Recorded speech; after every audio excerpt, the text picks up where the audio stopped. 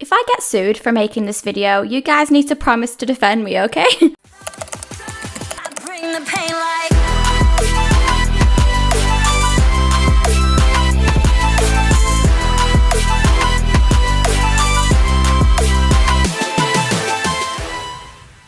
Hey guys, Yoongi here, and welcome back to my channel. Today's video is one I have been debating making for a very long time because of precisely how much drama was involved, but recently more things have come to light, so I think it's finally time. We are going to be discussing the K-pop idol R.A.I.N, but more specifically him and his team's management of K-pop boy groups over the years, or lack thereof. Before we start, I just want to preface this by saying this video could potentially get lengthy, and I'm going to do my very best to make sure it's as structured as possible. But more importantly, please do not take this and any of my stances in this video as me diminishing everything R.A.I.N has achieved as a K-pop artist, but more so what he has been doing as a businessman. My main objective with this video is to raise awareness to an issue I have noticed crossing multiple generations of K-pop for those who may not be aware. I do not condone any attacks towards R.A.I.N or any of his team. I am fully aware that he is not the sole party who will be responsible for any of these grievances we are about to air, but we're going to look at the part he plays and why that's important to the bigger picture as this video goes on. Okay, without further ado, sorry for the long intro, let's get into it. First of all, I don't think we can go any further without delving a little bit into who exactly R.A.I.N is. R.A.I.N, whose real name is Jung Ji-hoon, is known for his successful career as a K-pop soloist. But he didn't start out that way. R.A.I.N actually started his K-pop career as a member of the boy group Fan Club, who debuted in 1998 but unfortunately never really saw huge commercial success, which led to their disband in 1999 after just 2 albums. R.A.I.N was then later scouted by none other than JYP Entertainment, where he made his official solo debut in 2002,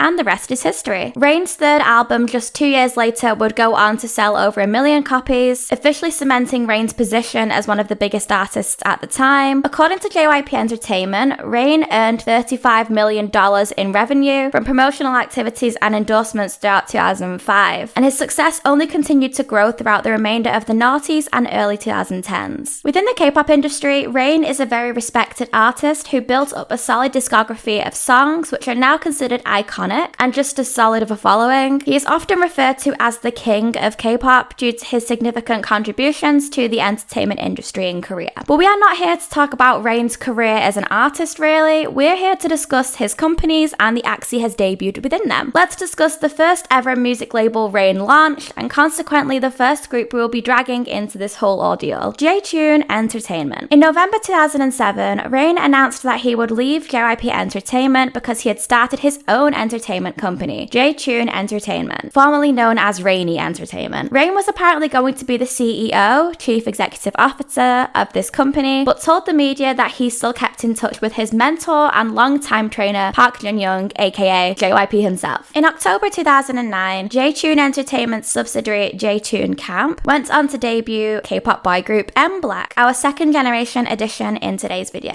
MBLAQ, which stands for Music Boys Live in Absolute Quality, I know right, how very 2000s K-pop, were a boy group formed by J.Tune Camp. MBLAQ were met with praise and chart-topping results very early on in their career, as they were known for being the first boy group who would be debuting from R.A.I.N's label after appearing alongside him at his Legend of R.A.I.Nism concert. Fans have dubbed the group the next DBSK, aka TVXQ, which is a huge compliment at the time and still is now in my opinion. For a good few years of their career, MBLAQ's promotions and comebacks were, I guess you could say, fairly regular as far as K-pop comebacks go. They were active every year. They also got a fair amount of additional activities such as concerts, tours, and reality show appearances for some time, but this was to be expected from a popular group because they were in demand. And to be fair, R.A.I.N actively participated in a lot of MBLAQ's music, whether that be via composing, writing, producing, or choreographing their dances. But as with any K-pop group, there's always more to the story than immediately meets the eye, and there's a lot we can unpack that led to where we are today with MBLAQ's current situation. In 2010, Park Jun-young, JYP, announced that J.Tune Entertainment would be merging with the label JYP Entertainment. This came after R.A.I.N sold his shares in the label, meaning JYP became the largest shareholder of J.Tune Entertainment. But what I didn't know until I started working on this video was that R.A.I.N actually approached JYP Entertainment. At the time of this announcement, JYP stated that some time ago, J.Tune's talent R.A.I.N approached JYP producer Park Jun-young with a proposal proposal. Until he joins the army next year, R.A.I.N will focus solely on his singing and acting activities. Also, he proposed that JYPE be in charge of the company's management. JYPE's shareholders had the same suggestion as R.A.I.N's, and the proposal was accepted after review. This definitely checks out because R.A.I.N did later go to complete his mandatory military service in 2011. This move to merge the companies has always been viewed by Business Insiders as a strategic alliance between the two companies, especially because both labels at the time were home to hot commodities. But fans were rightfully concerned what this would mean for the future of both J.Tune Entertainment and Camp, and consequently MBLAQ. In attempts to reassure audiences and shareholders, J.Tune Camp stated in an interview with News Zen in January 2011 that J.Tune Camp and J.Tune Entertainment are separate corporate bodies, that the merger of J.Tune Entertainment and JYP Entertainment would not affect the label, also stating that MBLAQ will not be seen as part of JYP Entertainment. But all of this aside, I think this merger, just in time for R.A.I.N's enlistment, very much confirms that R.A.I.N had kind of decided he was sort of done with this project that he'd started, and while there was still steam left in his solo career, he wanted to explore that instead. So when the time came for him to enlist, he wanted to hand over responsibility of J.Tune Entertainment and everything associated with it. So when he came back, he didn't have any loose ends still to tie up, he could just proceed with solo activities. MBLAQ continued on for a few years, but it was clear to see that they hadn't been receiving the best treatment from the label, which ultimately led to two of their members, Lee-Jun and Thunder, leaving the group in 2014, after choosing not to renew their contracts with J.Tune Camp. At the time when news first broke of the two members' departure, the label denied the claims, saying that they were just rumours and contract renewals were still in discussion. But even if they were, 2 months later it was fully announced that Lee-Jun and Thunder would definitely be leaving MBLAQ. I do want to add a quick little time skip here because one of the remaining members of MBLAQ, Gio, later opened up about the real scenario surrounding the sudden rearrangement of the group 4 years later in 2018 when he said the following: "Due to our agency's accounting issues and wrongful management practices, we separated with our two members, Lee-Jun and Thunder. At first, when I didn't know anything, I blamed others and resented them. As time went on, Sungho, Mir, and I, who were the other members of the group, realized the truth about our label's wrongful practices, but we still wanted to stick by the name MBLAQ. A lot of people criticized and pointed fingers at us. We asked our company to release a statement to press so that we could clear up the misunderstanding. However, the label told us that the members ended their contracts with the caveat that we wouldn't, because it was the company's fault." In his full letter, Gio also went on to explain how he considered giving up his career as a singer entirely due to all the hardships they had to endure, which is devastating when you hear how talented he and the other members are. Some of the other issues fans also spotted MBLAQ enduring include the following. MBLAQ were promised 2 mini albums and a fan meeting after June and Thunder's departure from the group, but only received 1 mini album titled Mirror the following year, and they haven't released any music since. Although MBLAQ never technically formally disbanded, this is the last music we have heard from them. Fans grew increasingly suspicious of MBLAQ's whereabouts when J.Tune Camp removed MBLAQ from their online profiles, supposedly without even mentioning it to the group or fans. And on one occasion, a netizen actually found MBLAQ's first music show win trophy at a flea market, which J.Tune Camp had seemingly gotten rid of, and the members had to find out through a netizen's post on Instas. I can't imagine how that must have felt. In our timeline of events, we are pretty much approaching the end of J.Tune Entertainment in our story, and we will look at the end of them and J.Tune Camp's collapse soon. But before that, we need to quickly discuss another group who got caught in the company messes, because we have now made it to 3rd gen in our timeline. Let's talk about Madtown. Madtown were a boy group formed by J.Tune Camp, debuting in 2014. Now, I do want to address something that I'm sure somebody will want to bring up. I know by the time Madtown debuted, R.A.I.N's involvement with J.Tune Entertainment would surely be practically none, so what was his involvement with J.Tune Camp? But we cannot ignore the fact that he founded these companies and then left it in probably the worst hands before selling all of his shares to JYP and washing his hands of it. So I'll try not to spend too much time talking about Madtown, but they are an important piece of the puzzle because unfortunately they suffered a lot at the demise of the label. If you visited my channel before, then you will know that I was a huge Madtown fan. I wasn't a 2nd gen stan, so unfortunately I didn't get to enjoy MBLAQ in the same way, but I was very much into K-pop during 3rd gen and I adored the energy and pull that Madtown seemed to have. Something about them just screamed destined for success, and they were known as kind of like the little brother group of MBLAQ, so they sort of had that same formula where they should have been up there. When they debuted, so many huge artists around that time, including Sistar, VIXX, and BTS, were seen advertising the group with posters that said "Welcome to Madtown," which I don't think had ever been done before. But because they were coming from J.Tune camp, the label that R.A.I.N founded, even if he wasn't so involved anymore, it was still a big deal to be associated with such a huge name in the industry. Unfortunately, Madtown's potential was cut immensely short when issues started to arise with their company. In early 2017, Madtown's contract with label J.Tune camp was sold to another label named GNI Entertainment after the sudden closing of J.Tune camp. Remember how we spoke about Gio of MBLAQ? In February of 2017, Gio wrote a letter to fans in which he hinted at the closing of J.Tune camp, and it turned out he was right. R.A.I.N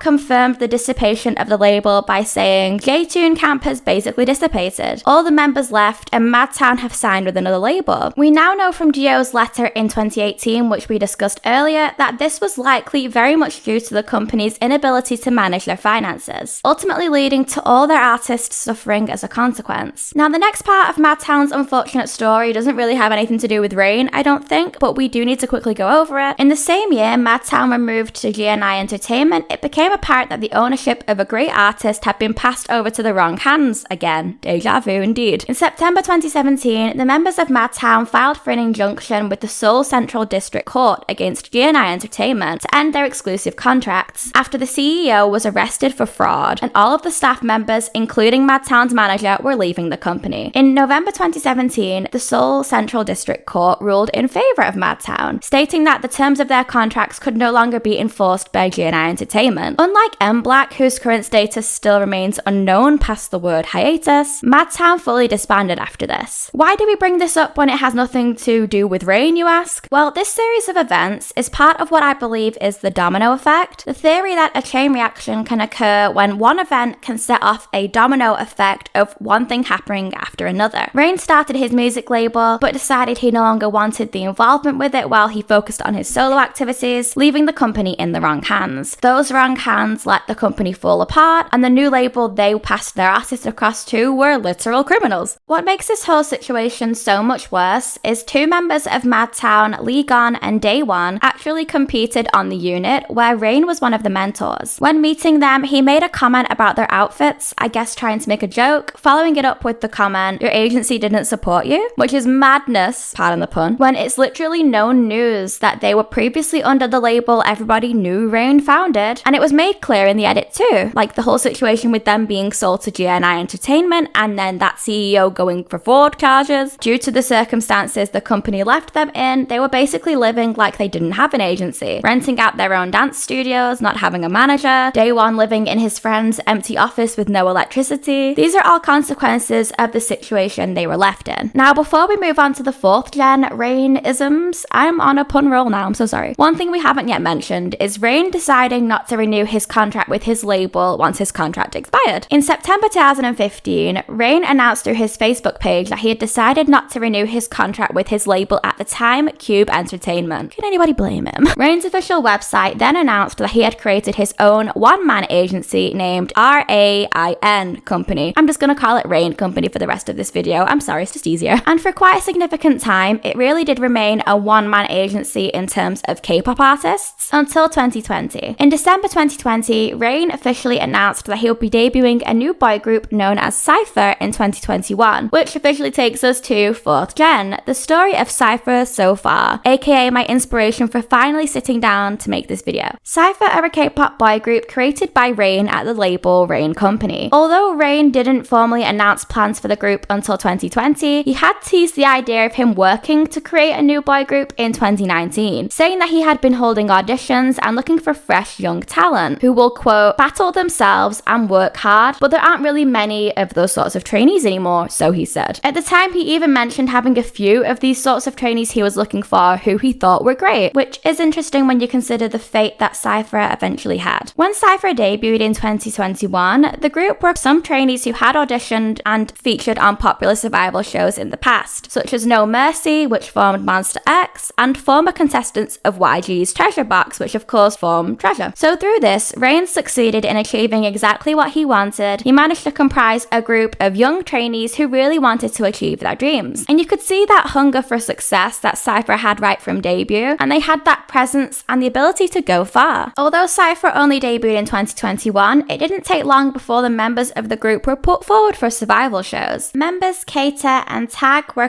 contestants on Boys Planet, Tag left before the show began, but K.T made it all the way until he unfortunately was eliminated in the final episode. Hyunbin later became a contestant on Fantasy Boys, where he made it all the way but was also eliminated in the final episode. These decisions to send their members to survival shows rather than keeping promoting them as a new group left CIIPHER fans quite confused, because when idols were already in groups and go to compete on survival shows, it's normally seen as a sort of last chance saloon, where a company will put forward a group member with the hopes that their popularity will increase and they can help propel the group for a little bit longer. For example, like what happened with New East. So why were idols from groups who haven't even been around for 2 whole years yet being put forward for survival shows? Especially when some of them have had a past where they've had to deal with those sorts of shows. They're probably thinking they've finally escaped that lifestyle and found a group they can stride towards their dreams with, only to be thrown back into the shark tank. Aside from these survival show appearances, not much had really been known about CIIPHER's whereabouts. Fans were furious because R.A.I.N was seen performing at KCON LA 2023, which would have been a great opportunity to put one of his own artists forward that he manages, but they were nowhere to be seen. While CIIPHER was seemingly MIA, a few of the members started removing the word CIIPHER from their Instagram bios, and fans rightfully assumed the worst. Unfortunately, I think a lot of us know the signs all too well by now. On the 9th of August 2023, it was announced that members Tan, Tag, Do-hwan, and Won had left the group. This now left CIIPHER as just a 3-member group, but what's even more crazy is that it was also just recently announced that a new boy group would be formed of Boys Planet trainees who didn't quite make it into the final lineup we now know as Zero Base One. This new boy group would be called Even, and one of the members is K.T of CIIPHER. So depending on whether this is a permanent group or a project, surely this would also pull K.T away from his activities with CIIPHER, which would technically render CIIPHER now a 3 but 2 member group. In a statement made by R.A.I.N Company confirming the members' departures, it was stated that the 3 remaining members, Hui, Hyunbin, and K.T, would continue their individual activities and reorganize into a new team in the future. This unfortunately does very little to reassure fans when they will see them again. But one other comment their company made in the statement which very much irked fans is the following. This decision was made in mutual agreement between the members and the company in respect of their personal intentions. This feels like a very get out of jail free card kind of statement, because it makes it sound like the company had the members' best intentions at heart and were respecting their wishes to leave. When in reality, what had happened is that they'd given the members no choice but to feel like they wanted to get out by giving them no proper promotions except the ordeal that is survival shows. We know full well from what R.A.I.N said in 2019 that he only wanted trainees who wanted to be here. So why would the members suddenly want to get out 2 years after debut unless they had been given no choice but to do so? And although all 3 groups' stories that we have looked at in today's video are all upsetting in their own ways, there is something especially sad about CIIPHER's situation, because they were still so early into their careers and they had barely had time to get themselves off the ground before they were pushed back onto it.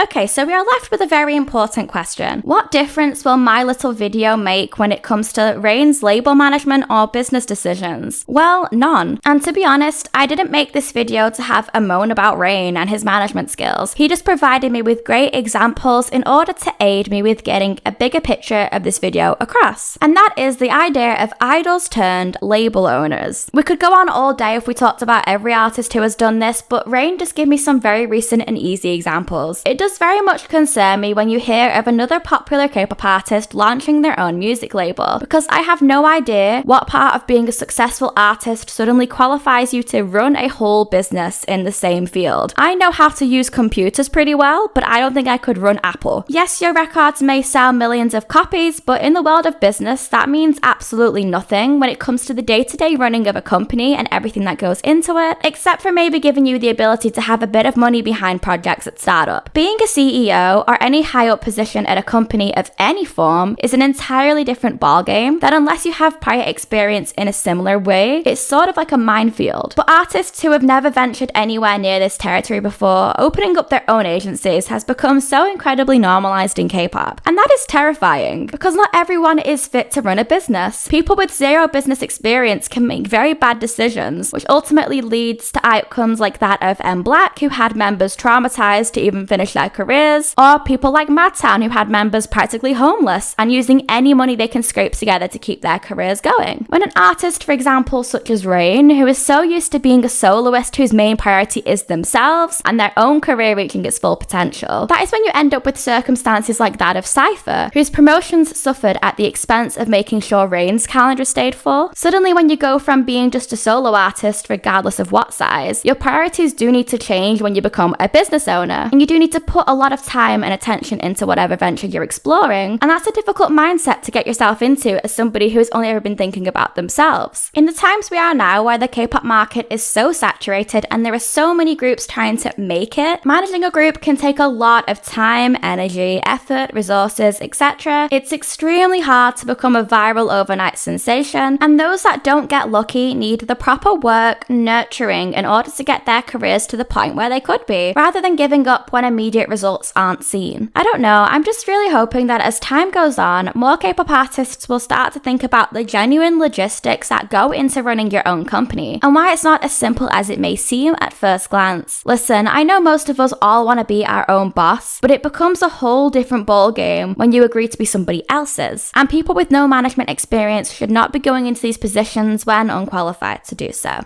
As I'm speaking, my brain is just like a big mishmash of words right now. I can only hope that any of the information in this video makes sense, and I would absolutely love to hear your thoughts in the comments on everything we have addressed in this video and the idea of idols becoming agency owners. Thank you so much for watching if you got this far. If you did enjoy this video, please give it a thumbs up, and if you're new here and haven't yet subscribed, please hit the subscribe button down below and turn on that notification bell. That should let you be the first to hear whenever I upload, and I will see you next time. Bye guys!